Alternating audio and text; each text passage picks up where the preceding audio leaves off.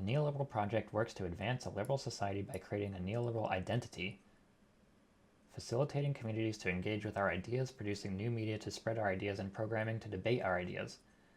We develop policy proposals, mobilize our network to support those proposals, analyze the policy proposals of others, build relationships with like-minded individuals and groups, and establish strong relationships with local, state, and federal actors. For more on our partnership with the Progressive Policy Institute, read our press release. God damn it. Radically pragmatic. God, these people are the worst.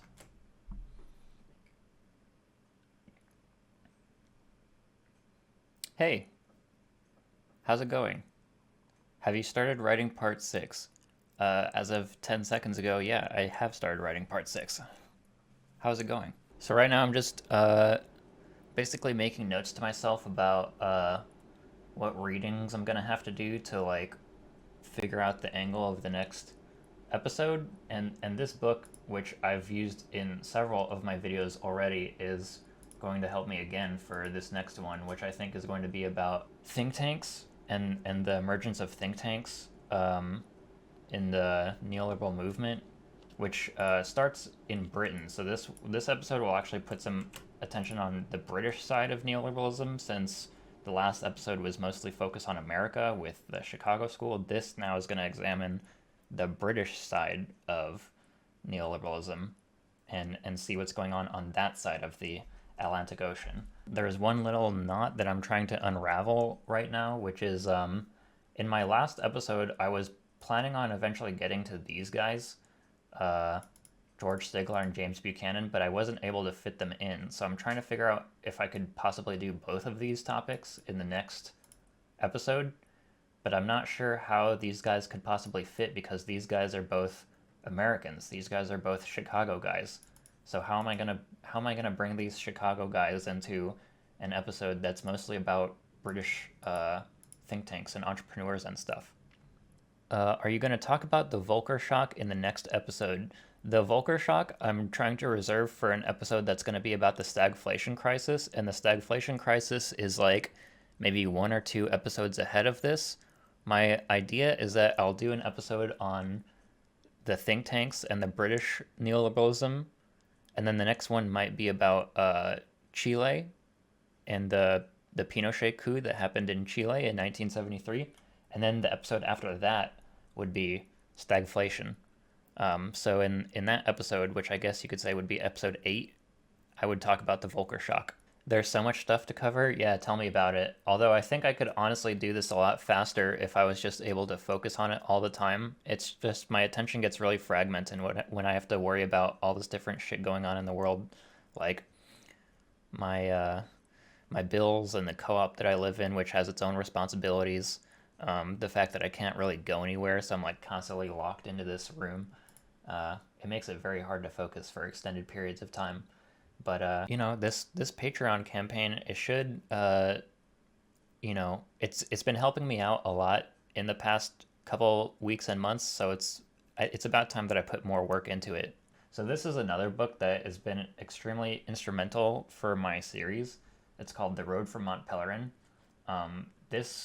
The previous episode about the Chicago School was based almost entirely on a chapter from this book. Where is it? Right over here, The Rise of the Chicago School and the Birth of Neoliberalism. This essay was extremely important. I would like to add constructive comments on the videos, but essentially my lack of knowledge about neoliberalism brought me here. Well, I mean, you can, say whatever kind of comment you want in this chat room, If you have any constructive criticism, I would hear it. This is your forum. This is what you paid for. You are entitled to speak your mind. Actually, somewhere that I like to start when I'm just unsure of like whether I have enough sources is I just go to Wikipedia. I'll just start reading stuff on Wikipedia. So the next episode is going to focus heavily on this guy. His name's Anthony Fisher, and he was a British businessman and think tank founder. He participated in the formation of various libertarian organizations, there's that word again, during the second half of the 20th century, including the Institute of Economic Affairs and the Atlas Network. Through Atlas, he helped establish up to 150 other institutions worldwide. So they're saying that these are libertarian organizations, but they're essentially neoliberal organizations, right? Again, libertarian is being used as a synonym for neoliberal for some reason. But this is a very common occurrence. So a lot of the episode is going to be based on this guy, and I'm trying to remember where I read this. It might have been in Daniel Stedman Jones's book, but this guy and Fisher and Hayek actually had face-to-face meetings where Fisher was basically telling Hayek, like, I have to go into politics. I have to stop these nationalization policies that are happening in Britain under Clement Attlee's government. And Hayek told Fisher, he was like, no, don't do that. What you should do instead is you should start a think tank that is going to generate ideas for politicians, for public policy that they're going to introduce into the legislature. And that's what he did. And he ended up being one of the most prolific think tank founders in history, right? So let's see what the external links are pointing to. John Blundell. This guy was he was once a president of the Montpellerin Society, if I'm not mistaken. So by the way, like, the point of actually going to Wikipedia is this section right here, right? The rest of the article is not nearly as important as this section right here. And this is what we're looking at, right? So we want these files right here. So let's see what this is pointing to. This looks like the Reader's Digest condensed version of The Road to Serfdom, republished by the Institute of Economic Affairs, which was founded by Anthony Fisher. And with a quote by Benjamin Franklin, because that's their bullshit. About the authors, forward by Edwin J. Fulner Jr. This guy was the founder of the Heritage Foundation in America. And here's the introduction by John Blundell, who was, I believe, a president of the Montpellerin Society. Wasn't Anthony Fisher a chicken farmer? Well, that's the reputation that he likes to establish for himself. He actually did make a big fortune doing chicken farming, but he then proceeded to use that fortune to create a global network of think tanks, which is arguably a bigger accomplishment than being a chicken farmer. So we have one big think tank founder, and then this Montpellerin guy doing the forward and the introduction for the condensed version of The Road to Serfdom, published by the Institute of Economic Affairs, right? So this document by itself, this is a great example of how the neoliberal universe is so incestuous, right? Because they all boost each other, right? This is the work of Hayek, boosted by a think tank, founded by a dude that Hayek spoke to in person, with forwards and introductions by two, like, neoliberal think tank guys. Like, this is their bread and butter. Is like, this is how you create an alternate universe, is by just creating a network capable of publishing documents like this with your own stamp on it. John Blundell is the general director of the Institute of Economic Affairs, so he did work at IEA. Previously president of the Institute for Humane Studies at George Mason University and the Atlas Economic Research Foundation. So Atlas Economic Research Foundation, that itself was founded by Sir Anthony Fisher to establish sister organizations to the IEA. He serves on the boards of both our organizations as well as the board of the Montpellerin Society, right? There you go. Edwin J. Fulner Jr. served as the president of the Heritage Foundation since 1977. So the Heritage Foundation is actually based on the Institute of Economic Affairs from a structural perspective. I think there, at one point in Stedman Jones's book, he says the IEA was basically the blueprint for all the think tanks that came after. He served in high-level positions in both the legislative and executive branches of the federal government. He was awarded the Presidential Citizens Medal by Ronald Reagan. Yeah, that's all you need to know about him. So this document is actually already extremely useful for this for the purposes of this episode, so I'm going to download it. It's pre-Twitter academic echo chamber. Yeah, well, pre-Twitter, you had to do a lot more work. Like, these guys literally got together and they were like, all right, we're going to make these institutions out of thin air for the sole purpose of publishing our own research because no one else will, because it sucks, right? But we're going to do it ourselves.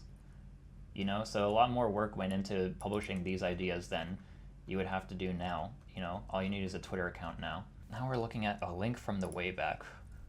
Machine. Waging the War of Ideas, Why There Are No Shortcuts. John Blundell, president of the Institute of Economic Affairs. Fisher also worked closely with a guy named Major Oliver Smedley. Okay, why don't we look at who that is? Oliver Smedley. British English businessman involved in classical liberal politics and pirate radio. Smedley described himself as an uncompromising free trader and libertarian. This is basically just doublespeak for neoliberal. In opposition to Clement Attlee's Agriculture Act of 1947, Smedley helped found and become secretary of the Farmers and Smallholders Association in 1947. Yeah, this seems like a relevant dude. Smedley met Anthony Fisher, and together they founded a new research institute to propagate economic liberalism called, on Smedley's suggestion, the Institute of Economic Affairs. Wow, so it was this guy's suggestion to call it this. Okay, that makes him very important. However, Fisher and Ralph Harris, this guy is very important, I've read a lot about Ralph Harris, were concerned with Smedley's links to the Liberal Party.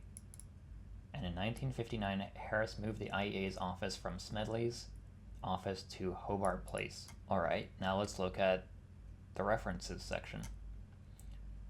Richard Cockett, Thinking the Unthinkable, Think Tanks and the Economic Counter-Revolution, 1931 to 1983. That seems like a really important book.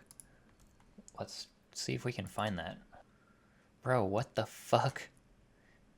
The paperback of this book is $300? Are you fucking kidding me? I've never seen a more expensive book on Amazon. What the fuck? This is a link to the book that I just found in the references section of this article on Oliver Smedley. I'm going to try and find a free version of this book, because no way in hell I'm paying $300 fucking for a book on Amazon. Alright, I'll work on finding a version of that later, but I've already added this to the list of books I need to get. This seems like an important one for sure.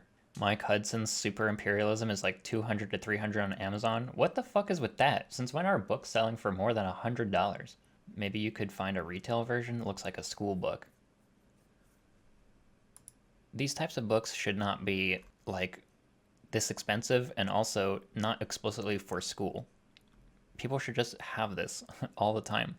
Thank you for mentioning that guy's name, because this is exactly what I'm fucking talking about, okay? You go on Wikipedia, you start reading different stuff, you come down to the references section, and then you discover a primary source that's actually going to tell you what happened, right? This references section, this is why you come to Wikipedia, right? This is where you make the big bucks, right? In the references section. Maybe they are trying to gentrify personal education. I think gentrify is too complex of a word choice. It's just deprive of education.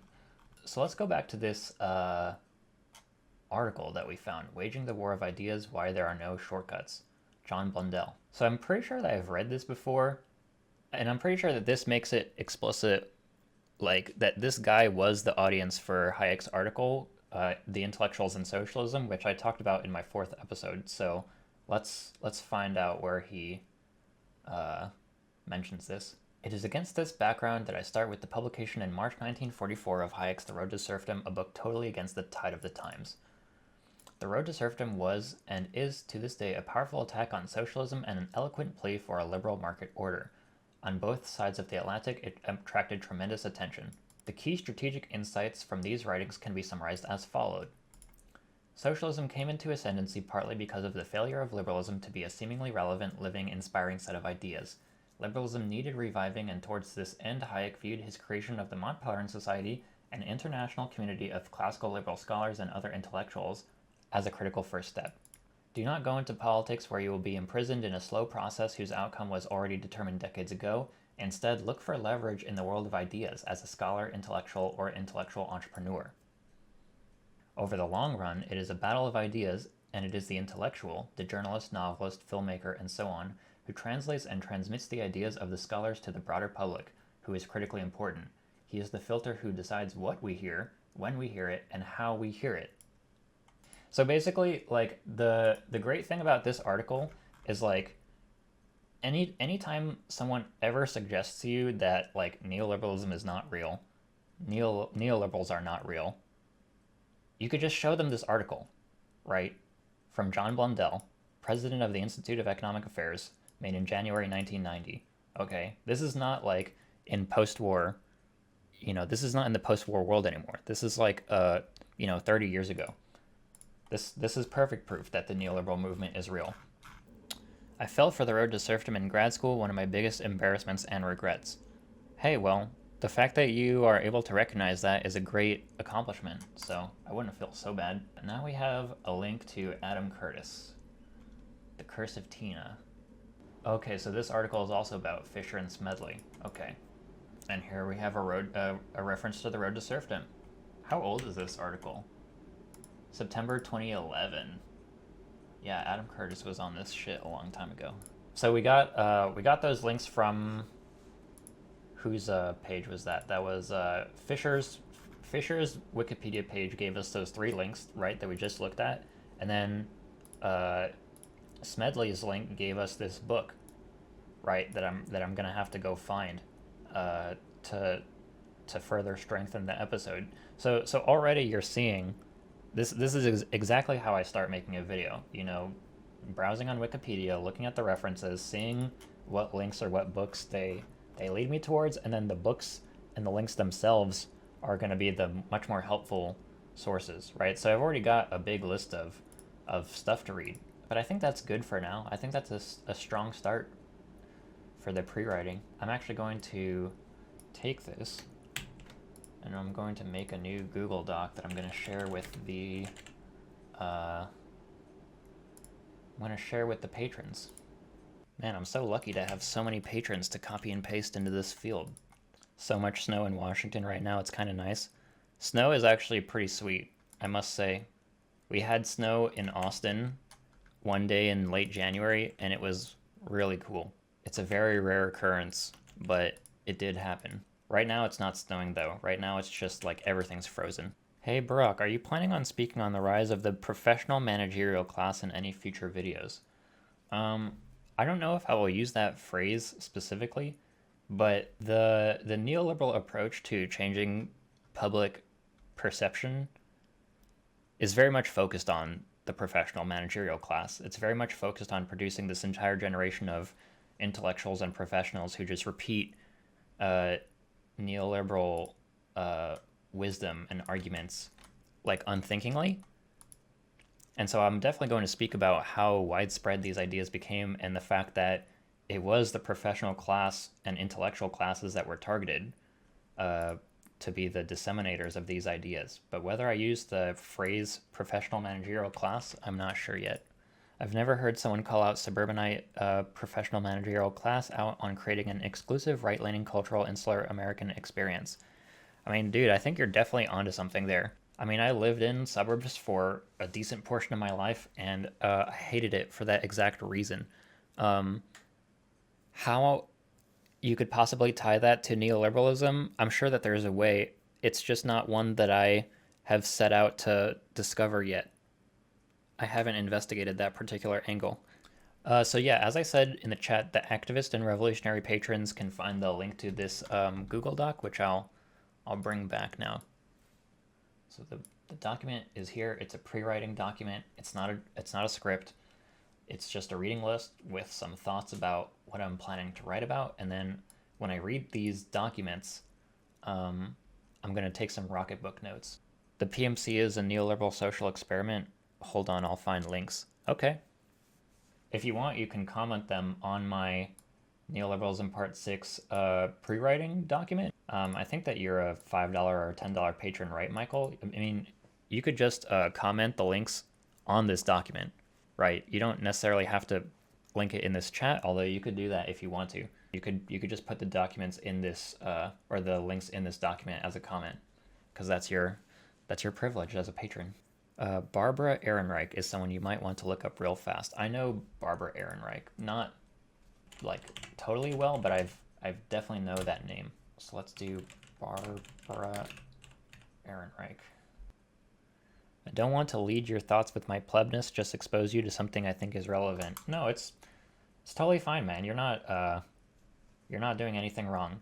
Actually, I think that the way that I learned about this phrase, professional managerial class, might have been from an article just like this one. Like, it might have been by Barbara Ehrenreich, but just republished on another website, and I just didn't remember who the author was. Like, I'm pretty sure that the article I read sounded something like this. So this might actually be the very same article that I read where I learned about this phrase the first time, right? So, you're helping me out by bringing this name up. So now we're going to talk about epic philosophy. Now, Tycho made me aware of this channel, Epic Philosophy, right here. And what Tycho says is that he does regular streams and he invites people. It's epic. I'm pretty sure that's how you pronounce epic, if that's what you're saying. How do you pronounce epic? A lot of people say epoch, and I'm not sure if that's the correct way to do it. Epic. Yeah, it's epic. So I don't know if you could hear that desktop audio. I might have muted the desktop audio, but if you go here and just click the audio, epic. So yeah, this looks like a very fascinating channel. Might be a fun way to get to know some other creators in the leftist space on YouTube. I'm not seeing any streams here though. Are there streams? Hey Barack, maybe an idea for high-level patrons. They give you an agreeable topic, and you over the course of a few months check in with all your patrons, share what you found and get feedback, then make a persuasive video. I'm definitely open to people recommending topics to me. Like, I'm not opposed to that at all, right? But like I said in my previous streams, like, the neoliberalism series is like overwhelming priority for the channel just because it's incomplete and it has a long way to go. So it kind of takes priority over everything. And it's kind of unfortunate because I would really like to talk about some other topics, but I don't want to leave that series incomplete. And the only way I could possibly do the neoliberalism series and other topics simultaneously is if, my Patreon campaign just gets to the point where it covers all my basic expenses, right? And then I could just go ham every single day doing research and stuff like that. Right now, I'm just sort of focused on the neoliberalism series because it's in motion. Yeah, those 2 or 3 hour vids are streams. Okay, why don't we... Oh, here's one.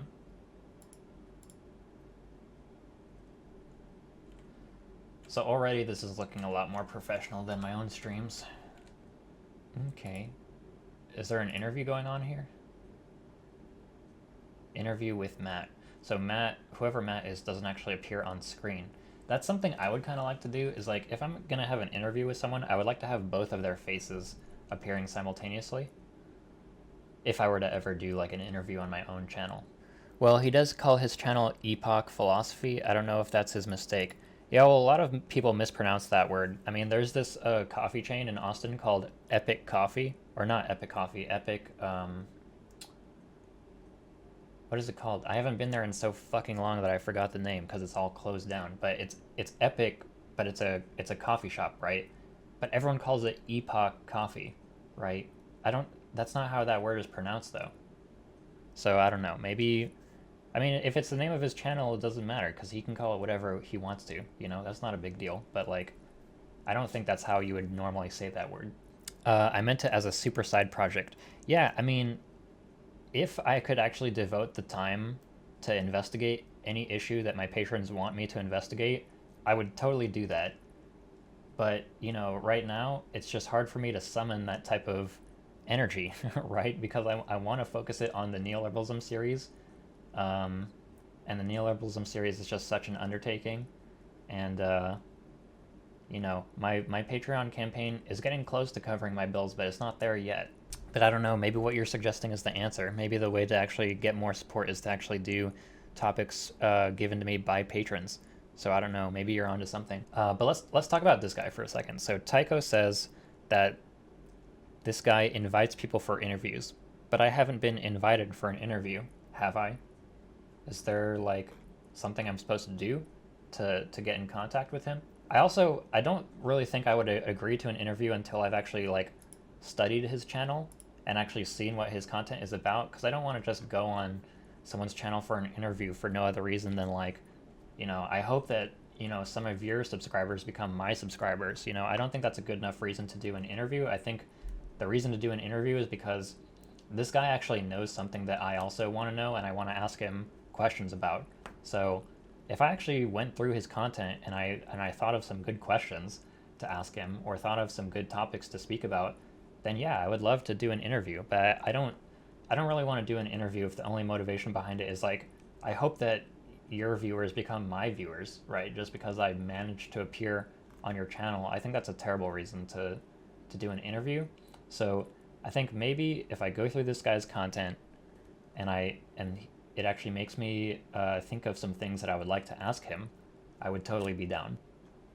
This is just one of like dozens of channels that I subscribed to the other day. The last stream that was the public stream, I just went down the line and I subscribed to like every single one of them just because I was mostly trying to boost their numbers. I wasn't like planning on actually going back and watching all this content. I've never seen this link before. What is the Neoliberal Project? The Neoliberal Project works to advance a liberal society by creating a neoliberal identity, facilitating communities to engage with our ideas, producing new media to spread our ideas, and programming to debate our ideas. We develop policy proposals, mobilize our network to support those proposals, analyze the policy proposals of others, build relationships with like-minded individuals and groups, and establish strong relationships with local, state, and federal actors. For more on our partnership with the Progressive Policy Institute, read our press release. God damn it. Radically pragmatic. God, these people are the worst. A new generation of neoliberals is here. Oh look, they have a chapter in my city. Join the chapter. Austin Neoliberals registration. This is just pathetic. I don't even think they understand what neoliberalism is. They sound more like market socialism or ordoliberalism. I just think it's crazy how many people are trying to rehabilitate the name. I mean, I'm not so sure. Like, I think these people might be very aware of what they're doing. Like, look at this group, for example. Progressive Policy Institute that has a link on the Neoliberal Project website. I mean, these people are not amateurs. These people, like, make a career. This is like the think tank shit that I was talking about earlier. Like, this is the product of that. Radically pragmatic. That's the most neoliberal catchphrase in fucking history. The fact that these people are co-opting the word progressive is just, it's the most insidious part of this whole organization. I'm going to start writing a post to figure out what the hell they're trying to say or explain themselves. They have a subreddit. Well, good luck. I don't think you'll get a very cogent answer. These people are like master astroturfers. They excel at creating lots of like synthetic discussion about different topics. Any plans for politics, Barack? As in going into politics? Like running for public office? That sounds like a fucking drag if you ask me. I mean, I don't know. Maybe like one day far in the future, but definitely not now. Now seems like a trash time to be in politics, personally. Old people get jaded and tired, useless reformers mostly. Yeah, I mean, there are lots of useless people in politics today. I'm not going to disagree with you there. Whether I want to put my own body on the line, I'm not sure. I think someone said the people who don't want to be in politics are probably the most suited for it, and I don't know, maybe that describes me, but I'm totally not interested right now. Like, building a YouTube channel that actually allows me to walk away from conventional employment is already hard enough of a task, right? Engaging with our political system is an even more daunting task, in a way. Patron chats?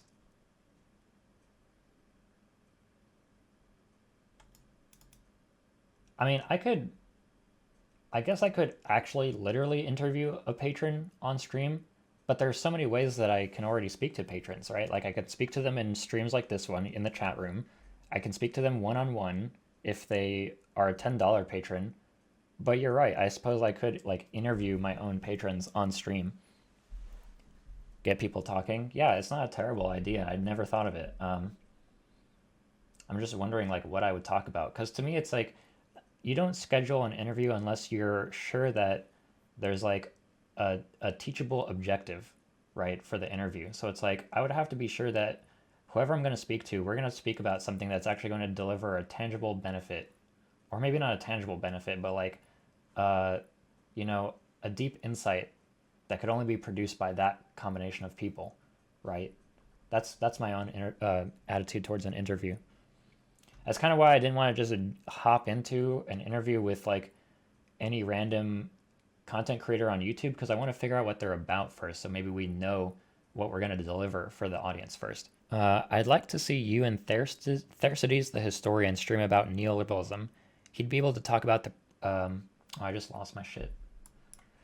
Uh, he'd be able to talk about the presidencies and the history and context while you talk about neoliberal theory in detail. You're not the first person to recommend Thersites. I think he's one that I'm definitely going to have to look out for too. He's someone you can rely on to not make shit up when he doesn't know. That's good. That's always a nice quality to have. He's a professional historian. A lot of the profession is built on acting like you know everything. When you say he's a professional historian, is he like a PhD? Has he like gotten paid to like write a textbook or something? So that technically the first time I've ever streamed myself gaming, if you must know. He's in his PhD program and actively teaches as a professional. He's legit. Hey, that's really cool. That's great to know that someone's out there doing their work.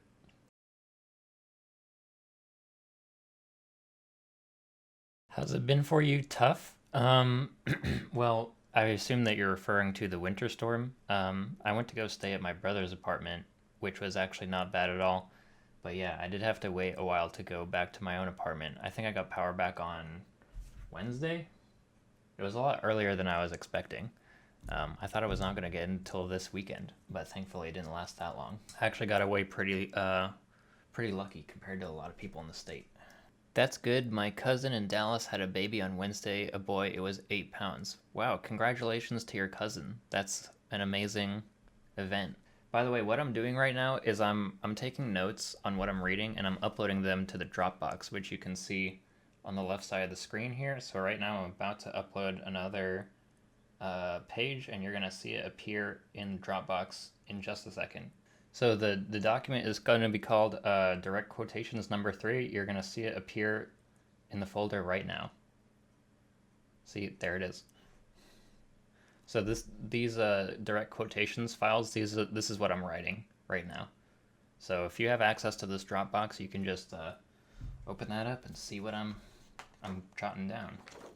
So I'm going through this chapter in Daniel Stedman Jones's book, and I'm pulling out some direct quotations that I really like that I might end up using for a video. How is the crisis in Texas now? It seems like the media has moved on. Well, on Saturday we had the first day where both the high and the low was above freezing, so for a lot of people that was like when relief came and electricity was restored and people could go out and do things again. I was fortunate enough to get my electricity back on like Wednesday. So I only spent like 2 nights without electricity, and I spent those nights at my brother's place who actually did have electricity. So I didn't suffer that much. But I mean, I can't get any groceries. Like I usually get groceries delivered, and right now there are no available time slots to get groceries delivered to my apartment because they're all taken. Like everyone is trying to replenish everything in their house that they've been using. So I could use some groceries. It's basically the only problem right now. Oh yeah, there's a really amazing quote at the beginning of this chapter that I should look at that I just remembered about. How is your thing with the blockchain going, Michael? Is there any developments on that? Well, I've started the modeling process, but I need pretty detailed tax info from the pilot cities. I've reached out to legal help from MPP, but so far that's the only useful resource I've gotten. Well, that's cool. It sounds like you're taking the idea pretty seriously. Kind of frustrated. You'd think if someone came to your new party handing you a new platform idea, it would be something valuable to them. Well, I mean, it is quite experimental. And they're probably mostly placing their faith in you that you know what you're talking about, right? So it doesn't appear as a slam dunk to them at first. I mean, there gotta be some other blockchain firms that exist already that you could possibly consult with. It's not the blockchain that is the issue, it's finding corporate tax law for Wichita, Kansas, and Las Cruces, New Mexico. I've put together a theoretical pool of money for the pilot, and it has to be politically viable, so I'm trying to do it without raising taxes. Yeah, that does sound quite complicating. Um, are those the specific cities you've chosen as your pilots, or was that recommended to you? Yes, I chose them. They both have a large radius of low population as to not overstress the pilot system. Okay, well that's cool, man. I really hope that you manage to unravel that uh, corporate tax law knot. It seems like a very interesting program. I'm wondering if you ever gave any thought to what I suggested, uh, which was that blockchain be used to reinvent the nation's voting system to reduce the possibility of voter suppression to 0% using blockchain technology. I always thought that that might be the most virtuous use case of blockchain technology. That would certainly be viable, but I haven't investigated the politics of it. Yeah, I don't think that there's anything simple about it, especially because you would probably uh, come face to face with all the voting machine corporations who would lobby ferociously against that type of system. But that's, precisely why it should happen, in my opinion. The lobby is less intimidating than the Supreme Court. Yeah, that's a good point. I have a deep distaste for that institution. Yeah, well, now is the best time to have a deep distaste for that institution. There are literal fucking clowns serving as Supreme Court justices. The Supreme Court, more than anyone, I think, holds responsibility for pushing this country towards fascism. They are a bunch of Do you mean obstinate? Obstinate assholes who use the bench to subvert democratic discourse and reinvent laws. Yeah, I generally agree. Mike, have you thought of submitting your blockchain model to the Bread and Roses Party? They would probably be more open to your ideas than MPP. MPP is open, just at the moment disorganized when it comes to policy. Are B&R more organized? Also, check out the American Solidarity Party. I'd say yes, they've been established in the East Coast for about 4 or 5 years now. They're small but more disciplined. Cool shit. I like to see collaboration in the chat room. Optimate refers to the conservative senators of Republican Rome who fought to keep their power while the system crumbled around them. Oh, really? I've never heard that word. Of or belonging to the optimates or nobility, noble, one of the optimates. Huh, I learned a new word today. That's cool. By the way, do y'all who are in this chat have access to this Dropbox account? Because I would kind of like to hear any feedback y'all have about how I'm doing this. So basically, since what is yesterday? No, Friday was the 19th. Basically, since the 19th, I've been filling up this folder with handwritten notes that I've been taking. So if you don't have access to this folder, I'll just show you some of them. So like these are handwritten notes that I've been taking on mostly this book over here on the right. This is Masters of the Universe by Daniel Stedman Jones. So yeah, these are my handwritten notes on a couple of chapters he's written about the think tank network that developed in the post-war period, and I would kind of like to know what y'all think about this content. I'm trying to get feedback on how I'm running this. And this was the quotation that I just uploaded here, number 7. These two quotes by Ronald Reagan is number 6 and Margaret Thatcher is number 7. These two quotes are both awesome. I could definitely see this being used in a video down the line. Yes, I think we all have access to the notes folder. I've personally not taken a look at the files, but I opened it up and saw I could access them from the Patreon. Cheers. Hey, thanks, MH. I appreciate you saying that. Yeah, this month has involved a lot of experimentation for me on the Patreon front. I'm really trying to deliver some value here because in the past I've kind of neglected my Patreon campaign just to focus on YouTube content, and I'm really trying to fix that. So, with these streams and with this Dropbox account, I'm really trying to allow y'all to peer behind the curtain a little bit when it comes to my content. I find many documentary concepts state how things are as a snapshot, but rarely give any advice on how things can be progressed. Would it be a concept to give ideas to the viewer how to improve on neoliberalism if it needs improvement and how to fix the illustrated issues with this form? Yeah, so I think I totally understand what you're saying. I do intend to do this at some point, although I'm basically trying to wait until the conclusion of the series to actually propose solutions to it. I'm trying to make the series up until its conclusion to be just about the history of the ideas and how the transformation actually took place. And at the conclusion, I do intend to provide solutions and just like completely diagnose the problem. But that's a very long ways away, considering I think that according to my earliest rough drafts, I'm only halfway through the series, or maybe like 45% through the series. So I'm thinking that when it's concluded, it will have like 12 episodes or something like that. I tuned in hoping to hear the backstory on recent events in Texas. Are you going to discuss that? Thanks for that comment, Nikki. Yeah, I discuss whatever the chat room wants to discuss. So if the chat room is discussing a particular thing, I respond to that. I did suggest on Patreon that we could speak about Texas if that's something that the chat was interested in.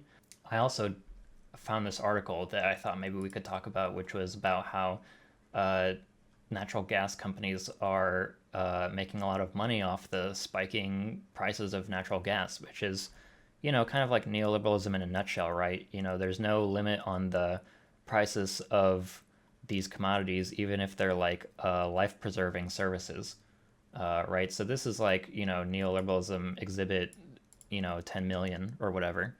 That's great, thanks. This isn't a demand for answers now, but that this is a direction for the overarching series theme to state what it is, but also to state how this can be improved. Yeah, I totally get where you're coming from. I mean, part of the reason why I'm kind of focused on illustrating the events of like how it actually transpired is because I believe the more that you understand about how it transpired, the more obvious the solutions get without even necessarily having to state them explicitly, right? Like this has just been it's just been a deception from the beginning. Like the fact that we were ever persuaded to do this in the first place is kind of like ridiculous. You know, the solutions to neoliberalism are actually abundant. It's just none of them are ever allowed to be experimented with. I hear on mainstream media that the green energy industry is being blamed for the outages. How did Texas's energy grid come to be separate from that of the other states?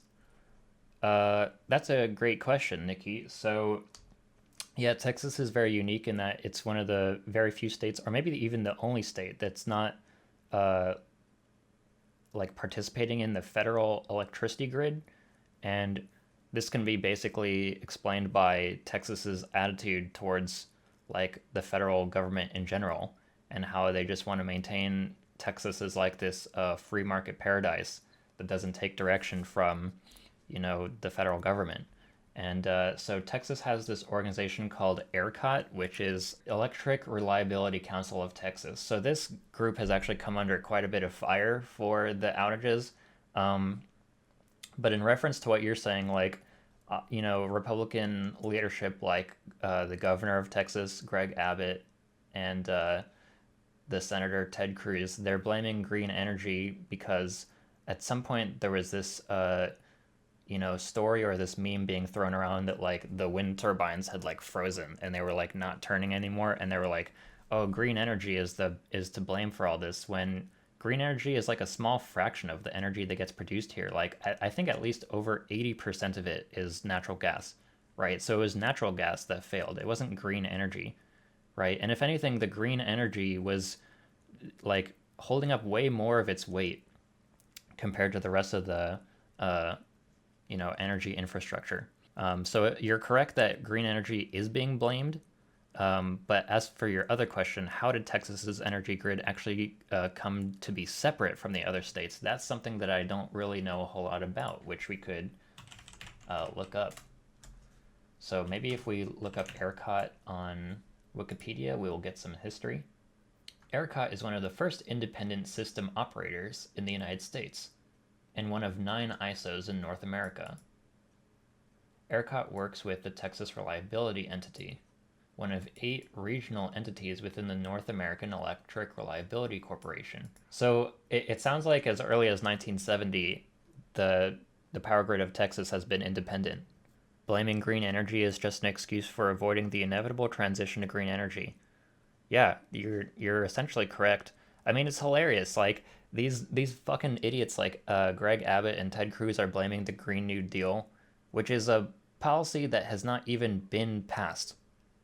Right? It's not even passed. It's not even real law. It's not even real legislation, and yet they're like, it's their go-to scapegoat for why their natural gas dominated state failed during this crisis. It's just embarrassing. What I find insidious is that the press jumps on these cynical headlines about green energy failing and underreporting everything else.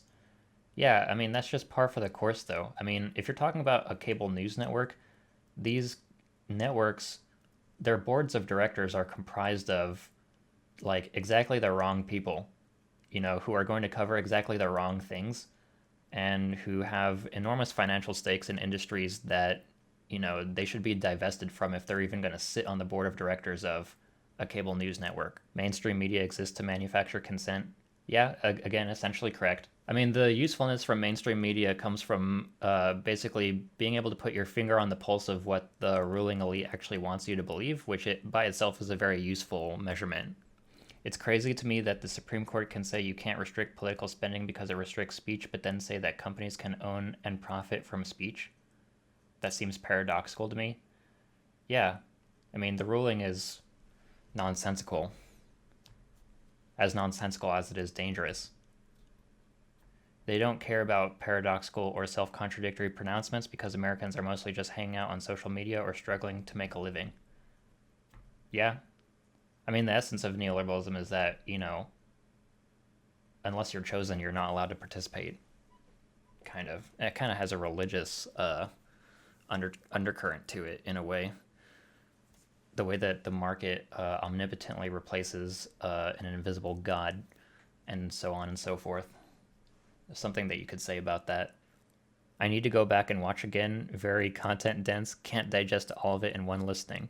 Hey, well, I'm not sure if you meant it this way, but I take that as a compliment because that's exactly how I design my videos.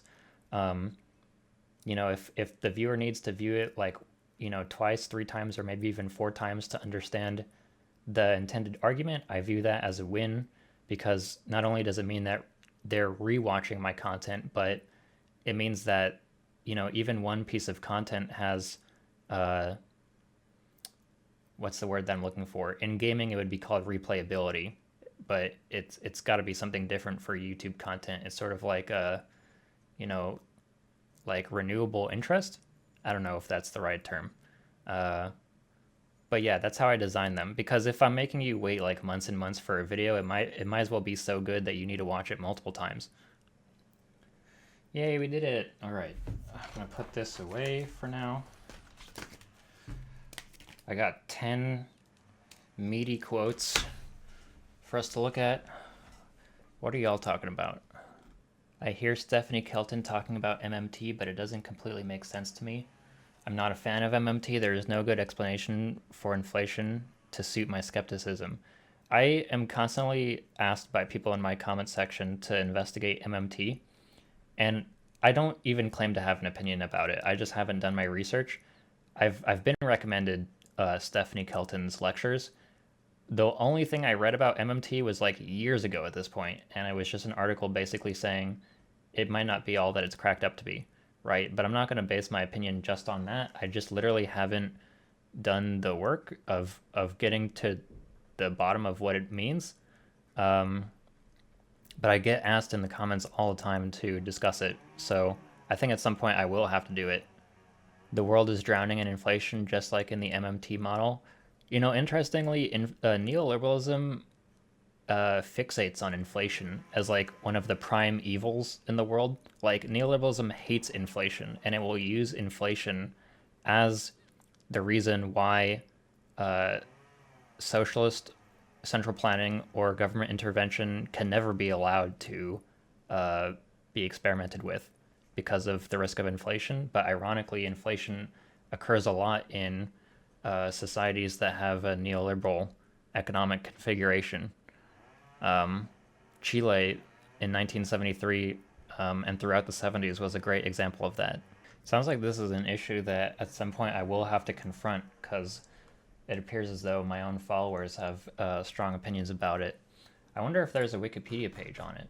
Modern monetary theory is a heterodox macroeconomic theory that describes currency as a public monopoly and unemployment as evidence that a currency monopolist is overly restricting the supply of the financial assets needed to pay taxes and satisfy savings desires.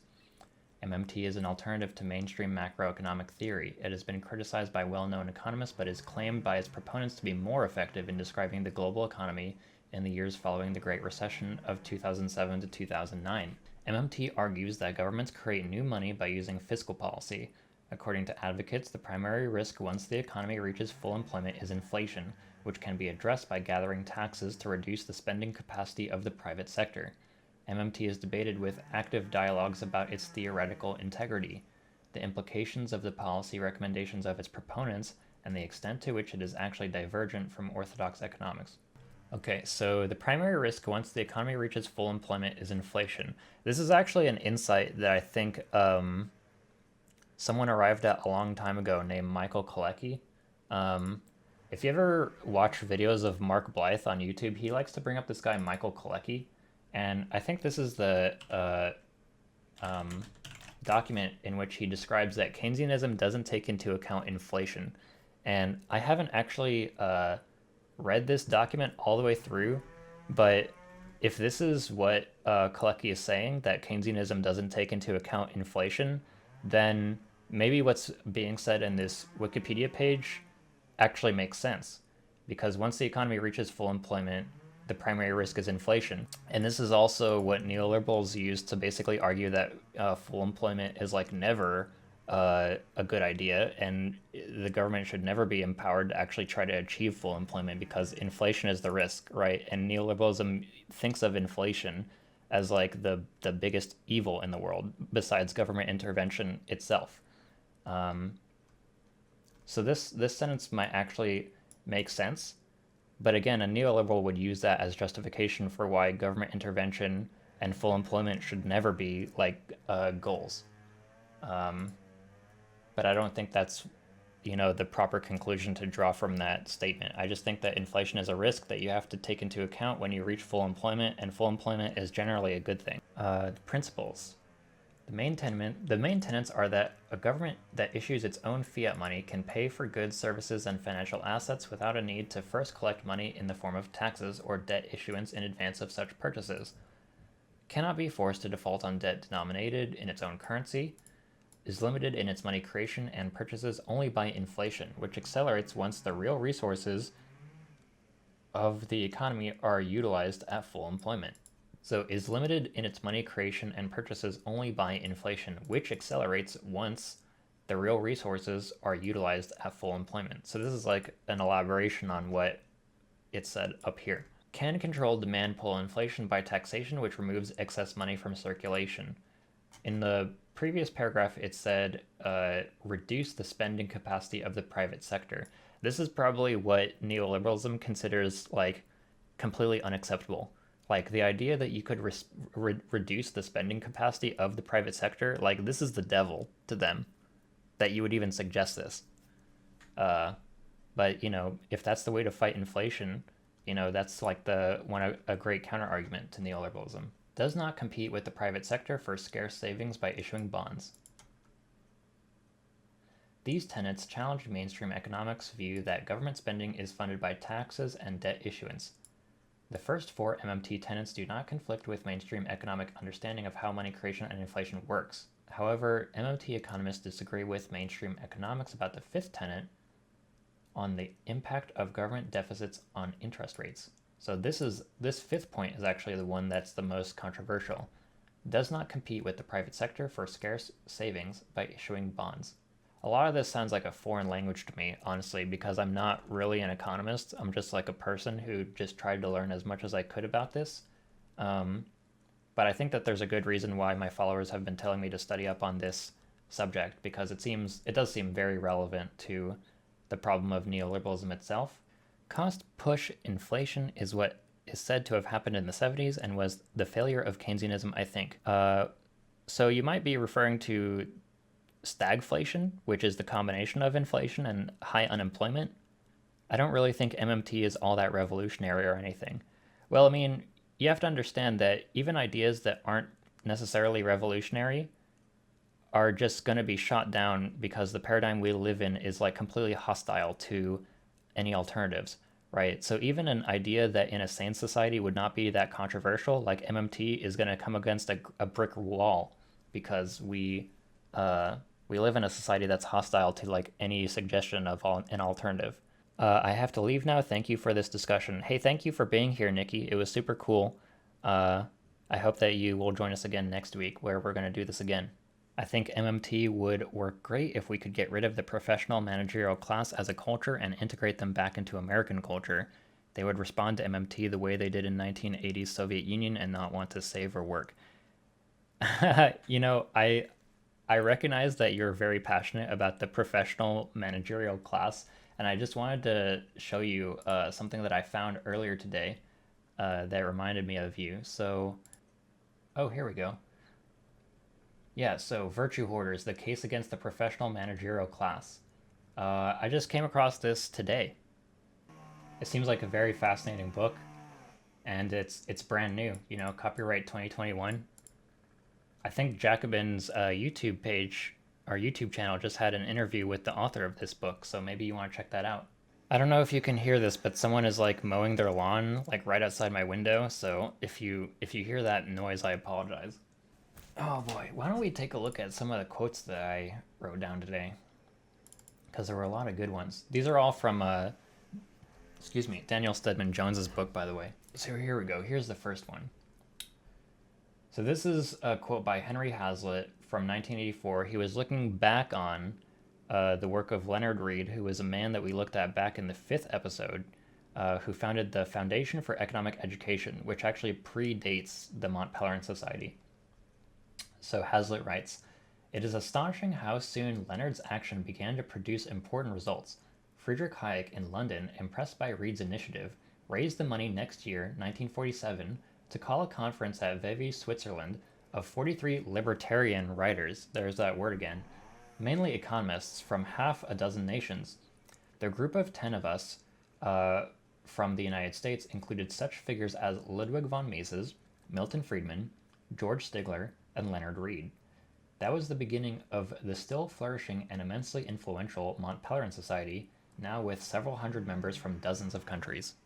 From my libertarian days, I remember the Austrian school being championed along with hard money, aka gold standard, so I think neoliberals are concerned with stable money. Well, the Austrians kind of like are the proto-neoliberals, and I always put libertarian in scare quotes when it's being referred to like libertarians of the American variant, because they're like kind of indistinguishable from neoliberals in a lot of ways. The fact that they go under the moniker libertarian to me is kind of like a big deception. All right, let's look at the next one. This is from John Blundell. He is a major figure. He was at different points president of the Institute of Economic Affairs and the Atlas Foundation, which were both founded by Anthony Fisher, who I think is going to be a major figure in the next episode. So Blundell writes, "The IEA, which is Institute of Economic Affairs, has from the beginning concentrated on publishing papers and pamphlets for an intellectual audience, works whose sole concern, in the words of IEA's first brochure, would be economic truth, unswayed by current political considerations. The goal of these efforts, the IEA said, was a society in which people would understand free market economics together with an understanding of the moral foundations which govern the acquisition and holding of property, the right of the individual to have access to free competitive markets, and the necessity of a secure and honest monetary system." But let's go back and read the third one.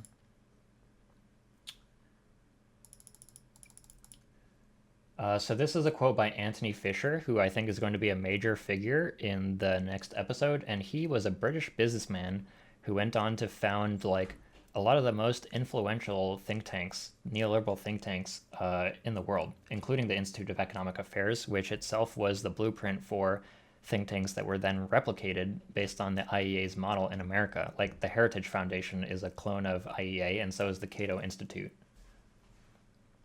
So Fisher says, and he's speaking to Friedrich Hayek, you mentioned luck at the IEA dinner. No doubt luck is important, but how much is luck if someone finds what he is deliberately seeking? In 1949, Ralph Harris is the one who actually served as the first director of the IEA. He was recruited by Fisher to run the IEA. In 1949, Ralph Harris took the trouble to disseminate his ideas at a meeting. I was present in my capacity as chairman of the Village Conservative Association on a Saturday afternoon. I took the trouble to seek Ralph after his talk. I mentioned your advice. He expressed an interest. I took his name and address. I only wrote 7 years later when I was acquiring limited funds. It was actually 6 years later. Was there not an intention on both our parts and consequent action? How much is luck? It is an interesting subject and too long for one letter. Anyway, your own inspired idea imparted to me in 1945 is still growing and having much more important consequences.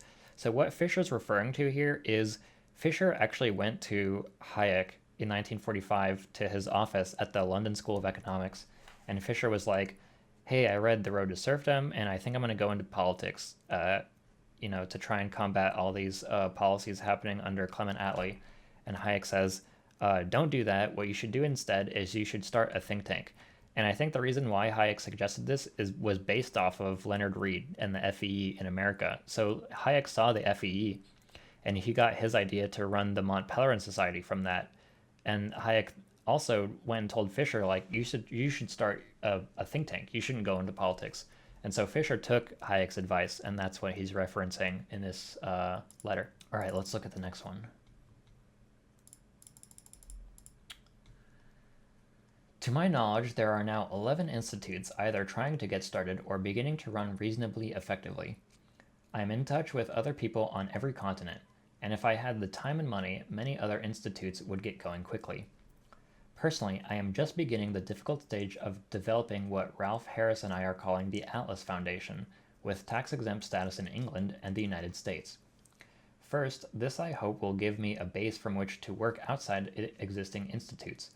I have additionally continued, of course, to find the income to run an office and cover all my travels. This has never been easy, but I always somehow seem to manage. It is sad that it is necessary, but since the tremendous losses in the turtle business, a failed business venture that Fisher had invested in, I no longer have the personal resources. So here he's basically giving a progress update to Hayek about how he started 11 institutes in different countries, and now he's starting to do this thing called the Atlas Foundation, which, if we go back to Wikipedia, we can see what Wikipedia has to say about it.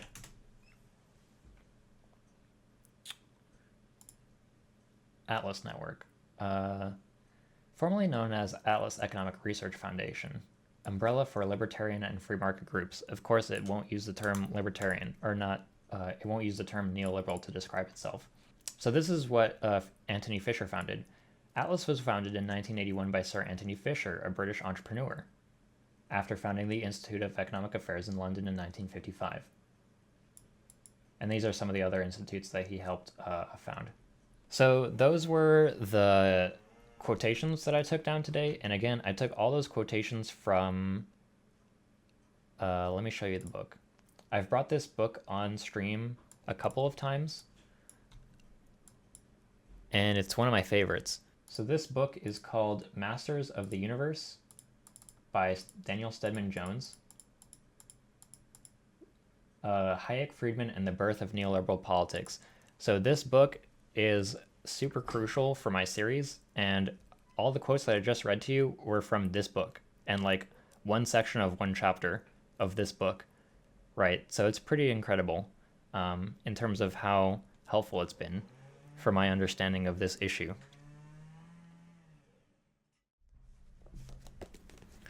I got this book. This book is on this list that I put over here a couple weeks ago. It's called Thinking the Unthinkable, Think Tanks and the Economic Counter-Revolution. I paid a lot of money for this book because I could not find a free version of it anywhere. And I only read the first chapter of it, and I was like, man, I wish I discovered this a long-ass time ago, because it's very good. I don't know, I kind of want to just read a passage from this that I thought was awesome.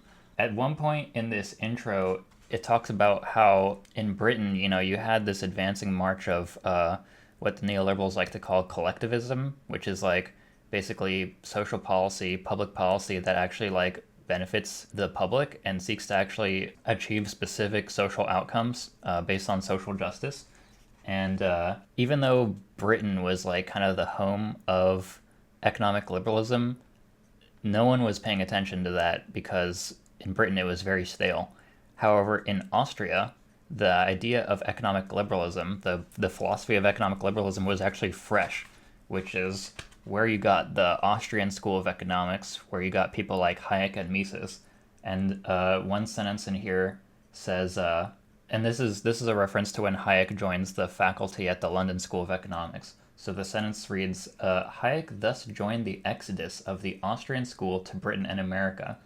Two others of his circle who had also been profoundly influenced by Mises, Gottfried Haberler and Fritz Matschlup, followed von Mises to America before the outbreak of war, and as one chronicler has written, the dispersal of the Austrian school to England and America was one of the most significant chapters in the history of modern American conservatism. So these thinkers that came out of Austria and then emigrated to Britain and America, that was one of the most significant developments in American conservatism, right? A bunch of Austrians just leaving Austria was one of the most significant things to ever happen to American conservatism. That's a really interesting little domino effect for you. I'm going to try and make some more detailed notes about that, but I haven't read nearly enough to produce anything today. Honestly, not that surprising, because I hear American conservatives still complaining about collectivism, as if the main conflict in the world today was between collectivists and individualists. Yeah, for people like you and I, it's probably not all that surprising. However, it's easy to forget that this information is quite niche in our society. The idea that most people in the United States even know who people like Hayek and Mises are is probably kind of far-fetched, right? Especially people who consider themselves conservative. Like, how many conservatives actually know who Hayek is? How many conservatives actually know how influential these Austrian thinkers were on American conservatism? So yeah, I think I'm going to use today's stream to try and make a sort of outline of what the script of part 6 might look like. Typically what I find when I'm doing a script is typically I need to start out with the historical backdrop. Whenever I'm writing my scripts, I always discover that I need to do like a very protracted intro before I can actually get into what I really want to talk about. And I think the historical intro of this episode has to be about embedded liberalism in Britain, specifically under the Attlee government. So what we're going to do is we're going to go to Wikipedia. We're going to go to Clement Attlee. All right, and then the first thing we're going to do is we're going to try and read through these pages, and we're going to see how much of this might be extremely useful for setting the stage for an episode that's mostly about neoliberal think tanks and the neoliberal movement in Britain, right? Because the neoliberal movement in Britain was primarily a reaction to this guy and what this guy was doing, implementing Keynesian policies, right? So this is our starting point. So let's read. After the end of World War II in Europe, the coalition was dissolved and Attlee led Labour to a landslide victory in the 1945 general election, forming the first Labour majority government. His government's Keynesian approach to economic management aimed to maintain full employment, a mixed economy, and a greatly enlarged system of social services provided by the state. To this end, it undertook the nationalization of public utilities and major industries and implemented wide-ranging social reforms, including the passage of the National Insurance Act of 1946 and National Assistance Act, and the formation of the National Health Service. So I think all of these things are going to be relevant details. In foreign policy delegated to Ernest Bevin, he and Bevin encouraged the United States to take a vigorous role in the Cold War. This is actually quite ironic, considering that the Cold War is the major movement that actually unraveled embedded liberalism. The Cold War was, in a sense, a war against all forms of government intervention. At least it became that in America, right? The fact that Attlee himself encouraged the United States to take a vigorous role in the Cold War, this is kind of like how embedded liberalism set itself up for failure, in a way. His party was narrowly defeated by the Conservatives in the 1951 general election, despite winning most of the votes. Wow. He continued as Labour leader but retired after losing the 1955 election and was elevated to the House of Lords. He died in 1967. He remains the longest-serving Labour leader in British history. So this right here is kind of analogous to FDR, right? FDR, no one has ever served more terms as president than FDR. And Attlee was also the longest-serving Labour leader in British history, right? So both of these leaders at this particular time had longer tenures than anyone else in their party has ever had, right? Isn't that interesting? Churchill, however, made some costly errors during the campaign. In particular, his suggestion during one radio broadcast that a future Labour government would require some form of a Gestapo to implement their policies was widely regarded as being in very bad taste and massively backfired. You know, I read something super fascinating about this radio broadcast that Churchill did, where he said this. He said that a future Labour government would require some form of a Gestapo. I'm pretty sure that he said this after reading something written by Hayek. And I can't remember what it was, but I think I was reading in a biography of Hayek where it was talking about this thing in particular. Maybe if I search Churchill? Let's read this for a second. When Hayek was on his American lecture tour, the British general election of 1945 was called, in which Churchill was defeated by Labour leader Clement Attlee. Hayek and the road to serfdom played a part. Churchill began his campaign with a frontal attack on Labour. My friends, he said, I must tell you that a socialist policy is abhorrent to the British ideas of freedom. Socialism is inseparably interwoven with totalitarianism and the object worship of the state. It will prescribe for everyone where they are to work, what they are to work at, where they may go, and what they may say. Socialism is an attack on the right to breathe freely. No socialist system can be established without a political police. They would have to fall back on some form of a Gestapo, no doubt very humanely directed in the first instance. According to Harold Macmillan, later Conservative Prime Minister, Churchill was fortified in his apprehensions by reading Professor Hayek's The Road to Serfdom. So, what is this link leading to? Harold Macmillan, Tides of Fortune, 1945-1955. Is this a book? Let's see if we can find that. Dang it, well, that's probably a pretty hard book to find in the first place. But this is actually exactly what I was talking about.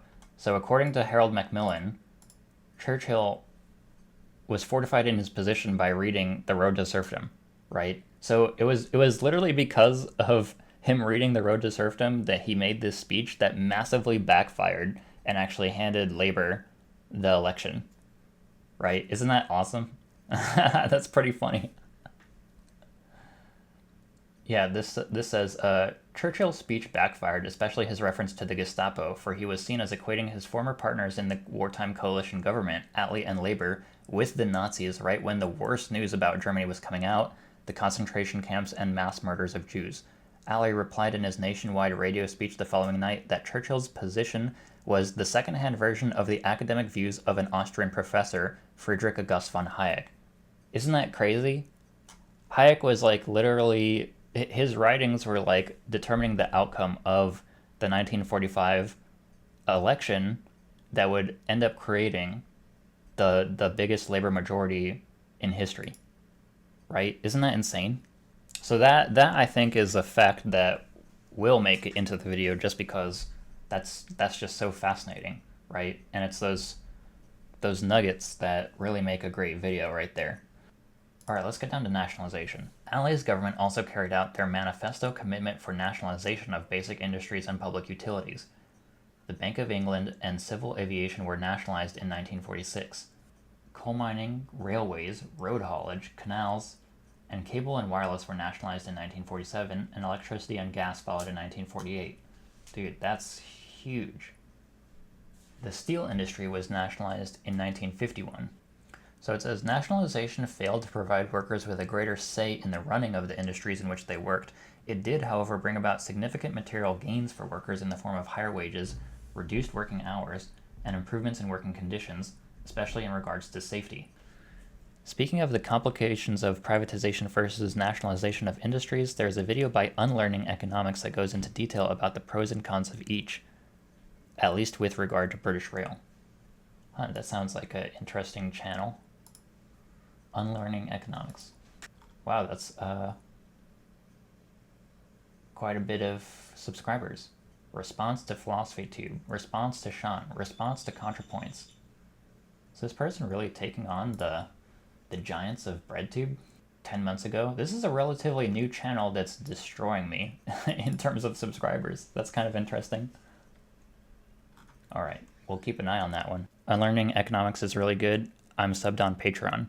Wow, that's pretty high praise. I mean, whatever they're doing, it seems to be working because, like, yeah, this is a 10-month-old video and the channel's at 52.6k, right? I've been making videos for like 3 years now and I haven't even broken 10k.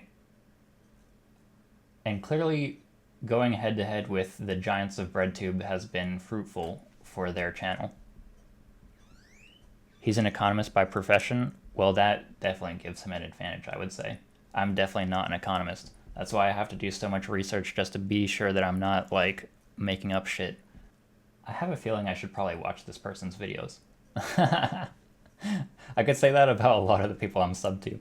Thanks for that recommendation. Alright, what were we doing?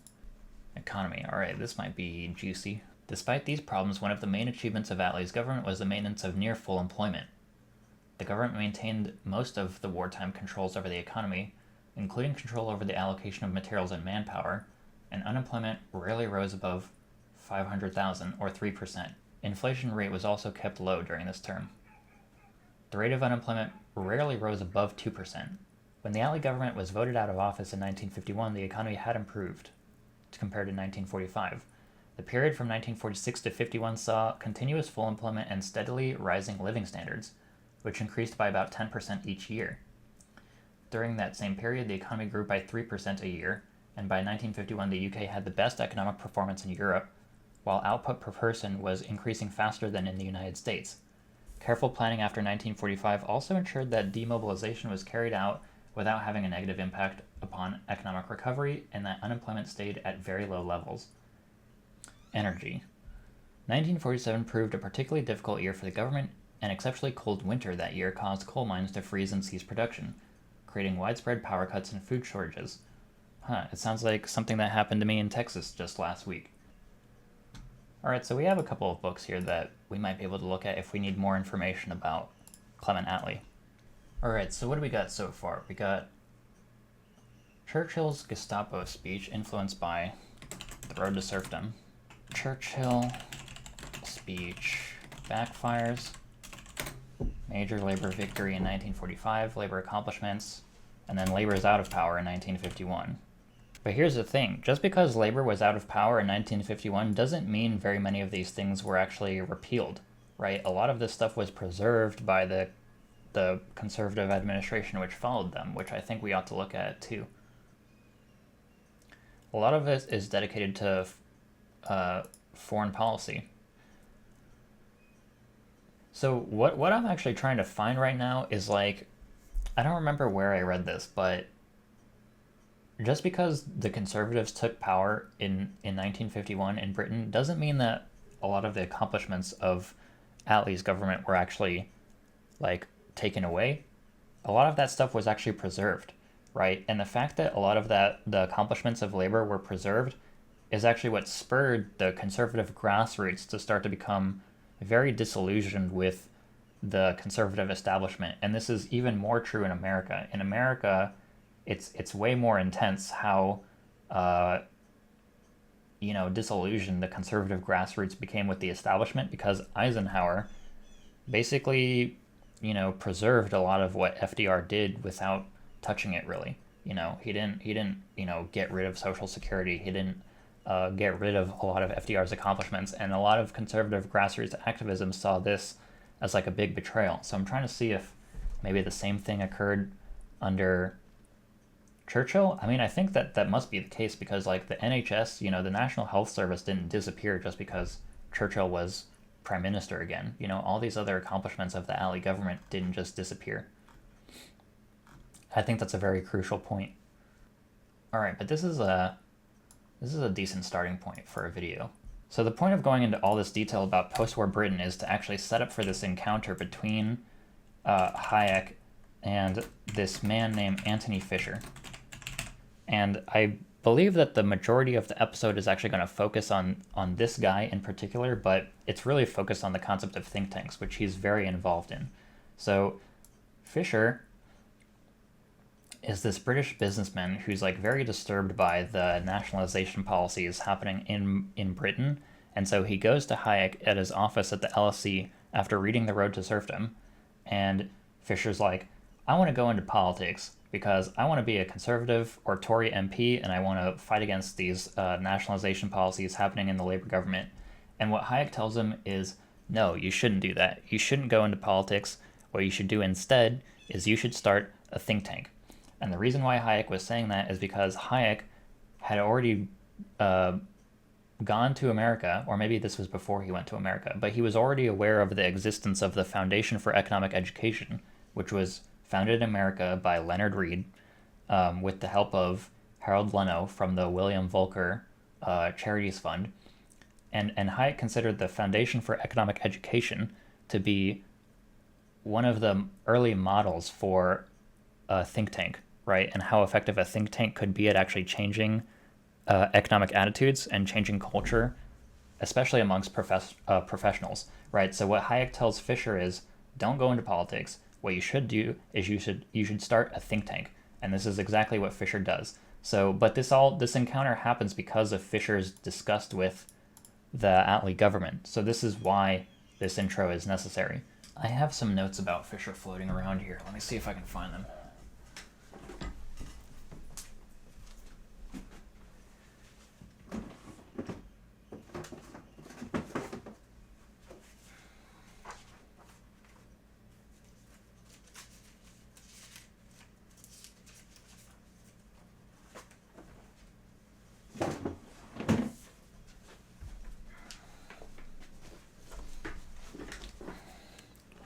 Alright, so what do I have written about Anthony Fisher? British businessman and think tank founder. Founded or helped form the Institute of Economic Affairs and the Atlas Network. Alarmed by the election of the Labour government after World War II, the nationalization of industry, and the introduction of economic planning.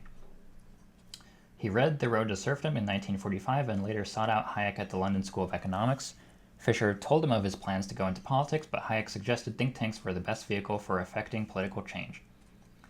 In 1952, he visited the Foundation for Economic Education and met F.A. Harper, where he learned intensive chicken farming techniques. He went back to England, where he started England's first battery chicken farm, which made him a millionaire. He used this money to start the Institute of Economic Affairs with Ralph Harris in 1955. Founded the International Institute for Economic Research in 1971, which went on to spawn the Atlas Network in 1981, and the International Policy Network in 2001. By 1981, Fisher presided over 18 institutions in 11 countries. As of 2017, Atlas supports nearly 500 free market think tanks in over 90 countries. Oh look, I have a note up here in the margins, Richard Cockett, Thinking the Unthinkable. That's this book. I must have wrote this note like years ago, because these notes are literally years old, and I wrote a note in the margins of this about this book that I just bought like the other day. That's pretty awesome. So I wrote these notes like years ago, and I probably just got it from Anthony Fisher's Wikipedia page, which we can look at now and see if anything's changed. His granddaughter Rachel Whetstone is the Senior Vice President of Communications and Public Policy for Uber. So yeah, it doesn't seem like anything in his Wikipedia page has actually changed since I took these notes, which is fine. I mean, he's been dead for a long time, so I'm not sure what would change. But yeah, this guy is going to be extremely crucial for the upcoming neoliberalism video. And it mostly starts with his disgust for the Attlee government. That's where the whole story begins. And it's important to go into detail about this period of history in Britain because it's something I've been like hinting at for many, many episodes. So it's important that the Attlee government finally gets its shine. All right, so Hayek and Anthony Fisher obviously think tanks are going to have its own section. Some of them are going to be British think tanks, and some of them are going to be American. Let me see if I can remember how many of these are British and American off the top of my head. So in Britain, you have the Institute of Economic Affairs, which is the big one. Then you have the Adam Smith Institute. Then you have the Center for Policy Studies. And in America, you have Foundation for Economic Education. You have, I mean, the William Volcker Charities Fund is not really a think tank. It's more like just a source of money. You have the Institute for Humane Studies. You have the Heritage Foundation. You have the Cato Institute. These are the really important ones. There are obviously others, like, you know, the Fraser Institute, the Manhattan Institute.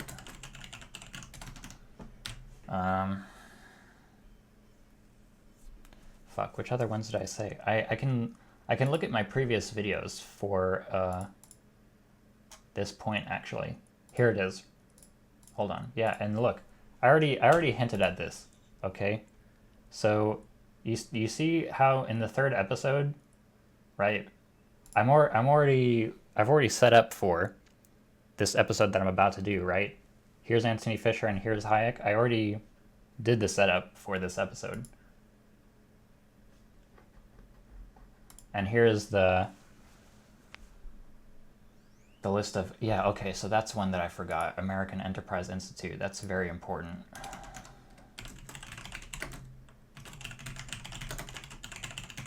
And then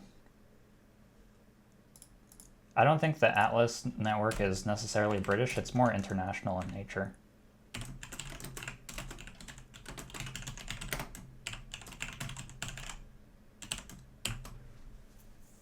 And this is plenty. This is plenty to talk about.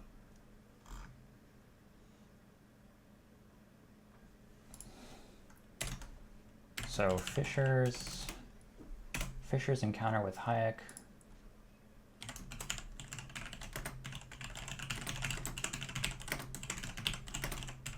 Hayek's suggestion to go into think tanks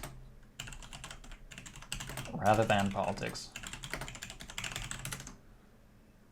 Fisher visits the FEE, like he literally goes to the Foundation for Economic Education, which was covered in the 5th episode, and he goes there to learn the chicken farming techniques that he uses when he goes back to Britain to found these like chicken farms, these battery chicken farms that make him a millionaire, and then he uses the funds from those battery chicken farms to fund the Institute of Economic Affairs, which ends up becoming the blueprint for like all the think tanks that follow after. Like, I'm pretty sure the guy who founded the Cato Institute basically said straight up that it was a clone of the IEA. So think tanks are founded on the cruelty of chickens. Got it. This one is in particular, Institute of Economic Affairs. If we look at the Institute of Economic Affairs website, Institute of Economic Affairs, they go into detail about their own history on here. At least they did the last time that I was here. Don't they have an about section? Yeah, here we go. Established in 1955 by the late Sir Anthony Fisher and Lord Harris, the IEA's first Director General, joined by Arthur Selden. I'll read more about our history. Okay. Hayek advises Fisher. Fisher recruits Harris. Harris meets Selden. In 9 words, that is the start of the IEA. John Blundell. John Blundell is also a very important figure who is very involved in the think tank network. Look, they have the whole fucking timeline here, just like, you know, here we go, here's how we did it. So ridiculous. I haven't seen this document before, so I'm definitely downloading this. Dude, this is so crazy. I can't believe I've never seen this before. Bro, what the fuck? What was I even looking for in the first place? Oh yeah, I was looking for the chicken farms. Okay, so they don't even mention the chicken farms in this document? Hold on. Where is the chicken farms? I mean, I'm pretty sure, didn't it say that in Anthony Fisher's Wikipedia page? Yeah, so in 1952, he undertook a study trip to the United States where he visited the Foundation for Economic Education. F.A. Harper of the FE introduced Fisher to former colleagues from the Agriculture Department of Cornell University who showed him intensive chicken farming techniques. Fisher was very impressed and returned to start England's first battery-caged chicken farm, Buxted Chickens, which eventually made him a millionaire. So maybe we can look at that. Buxted Chickens was the idea of Anthony Fisher. This former Battle of Britain pilot turned stockbroker turned farmer went on to make his fortune by introducing factory farming of chickens on the American model to Britain. His company, Buxted Chickens, changed the diet of his fellow countrymen and made him rich. He set up the Institute of Economic Affairs in 1955. Yeah, so this page is useful. I've never seen this one before. His initial experiments in factory farming had taken place in a disused cowshed in Buxted. Oh, so this is named after, like, the town that he started in, I guess. So yeah, there you go. Oh wait, this last paragraph is very important. Hold on. In all, however, his story illustrates not only the power of ideas, but also the decisive role of an essentially private individual.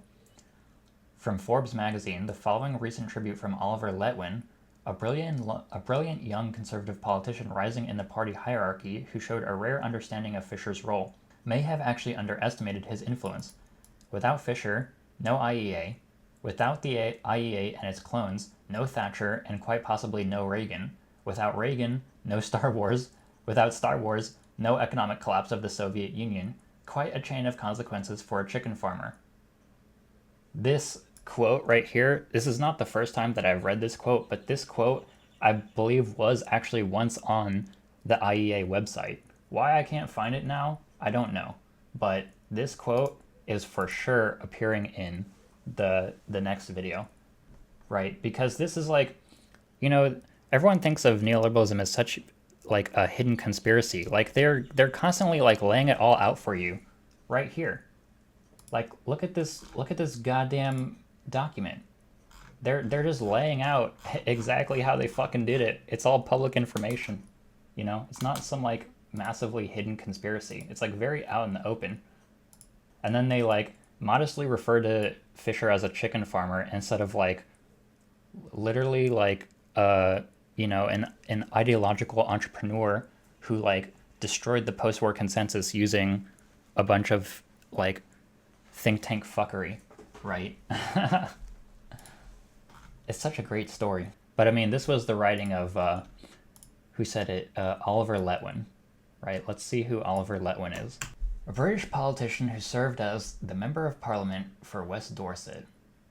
Elected as a member of the Conservative Party, Lewin, who was born 19 May 1956 in London, is the son of William Lewin, emeritus professor at the London School of Economics, and the conservative academic Shirley Robin Lewin. This is an important connection to make, I think. I've heard this name before, Lewin, so I'm trying to figure out what this dude's connection is.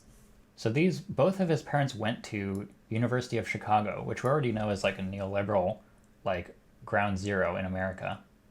According to the obituary by the Times, Lewin played a key role in promulgating the free market economics of the Thatcher era. Wow. Okay, what about Shirley? She graduated from the University of Hayek, where she was taught by Friedrich Hayek, and then did graduate studies at the London School of Economics. I mean, this shit just writes itself, dude. It's like these connections are just everywhere. There is more to this connection. I'm pretty sure at one point in Hayek's biography, it mentions that Hayek instructed the William Volcker Charities Fund to give a scholarship to Shirley Lewin. So let's see if I can find that evidence. Okay, it probably wasn't in this document then. Is it this one?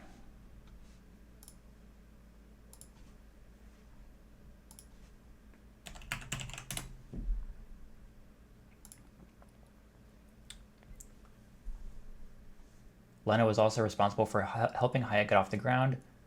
He also ensured that the WVF funded the 1950s and 1960s about who should receive scholarships and grant money from these large foundations. Hayek recommended Anthony Fisher for help with his various think tank projects. Murray Rothbard was supported by the WVF. British academics and policymakers were funded to come over and work in American universities. The British-based American conservative philosopher Shirley Lewin, for example, was nominated by Hayek in 1955 for funding by the Earhart Foundation. So there you go. I wasn't making that up. So what started us off on this tangent? In this article, we have this quote from Oliver Letwin, who is the son of Shirley Letwin, who got a scholarship from the William Volcker Charities Fund after she was nominated by Friedrich Hayek for funding. No, it wasn't the William Volcker Charities Fund, it was the Earhart Foundation. So she was nominated by Hayek in 1955 for funding by the Earhart Foundation. And then her son, Oliver Letwin, makes this quote about Anthony Fisher, where he says, "Without Fisher, no IEA. Without the IEA and its clones, no Thatcher, and quite possibly no Reagan. Without Reagan, no Star Wars. Without Star Wars, no economic collapse of the Soviet Union. Quite a chain of consequences for a chicken farmer." So there you go. We basically figured out that this guy who made this quote in this obscure article on Buxted chickens was actually the son of a scholar who got straight up funding on Hayek's recommendation. Does it get any better than that? This is like exactly why I'm writing this series, because these types of connections are fucking everywhere. Do you drink caffeine? That's the only thing I've done today besides stream. And drink some water. Wow, sounds like the neoliberals are doing collectivism with each other. Yeah, they love collectivism when it's like their collective that's benefiting, right? That's the whole kind of point, is like, let's just shed this, the massive majority of humanity and keep these principles about, collective well-being for ourselves, So what I think I'm going to do now is I'm going to upload these two documents to the Dropbox. So if you're a Dropbox follower, you'll be able to see these two documents that I'm about to put on. Yeah, so the chronology is the IEA chronology, and the Buxted chickens, that's the article with the Letwin quote, right? So that's for y'all. And I was mentioning earlier, I'm not sure if you were here in the stream, but I was just like, when you're investigating neoliberalism, like these connections just appear everywhere because it's like it's so blatant. It's like they're not even trying to hide it, that this is what happened, and yet no one really wants to talk about it. It's like, where is that document at? I have it saved on my desktop anyway. It's like, look at this chronology. The very first quote is, Hayek advises Fisher. Fisher recruits Harris. Harris meets Selden. In 9 words, that is the start of the IEA. John Blundell, Waging the War of Ideas. Waging the War of Ideas is already in the list of the documents that I need to read. And then this document is like quoting it straight up, right? And then here's a whole timeline of how we destroyed the post-war consensus using think tanks. Like, are you fucking serious? Finding this shit just is so funny. But yeah, I think that's a decent stopping point for the stream, honestly, unless you guys just want to chat. I'm in the middle of reading Debt by David Graeber. It's giving me a lot to think about too. David Graeber is a writer that I've been meaning to get into for a long time. I know that he read this book called, or he didn't read a book, he wrote this book called Bullshit Jobs that I was always interested in reading, but I never got around to it. And then when I heard that he died, I was like, damn, like, I kind of wanted to be a fan of his before he died. But I never actually got around to it. But maybe, now I'll give it a chance. Let's read about him for a second. Was an American anthropologist and anarchist activist. His influential work in economic anthropology, particularly his books Debt, The First 5,000 Years, and Bullshit Jobs, and his leading role in the Occupy movement earned him recognition as one of the foremost anthropologists and left-wing thinkers of his time. Damn, so he was only age 59. That kind of sucks. Yeah, I think his books are probably vital, and I'm just not getting around to it, which is bad. He became well known as one of the leading figures of Occupy Wall Street and is credited with coining the slogan, "We are the 99%." He coined that slogan? That's crazy. Dude, that's so massively influential. Massively influential. I think my messages are being hidden by YouTube because they have links. Is it something that you're posting in the chat? If you want to share a link, Michael, you could try posting it as a link in the neoliberalism pre-writing document. I'm not sure if you have access to that. I believe that you do, though.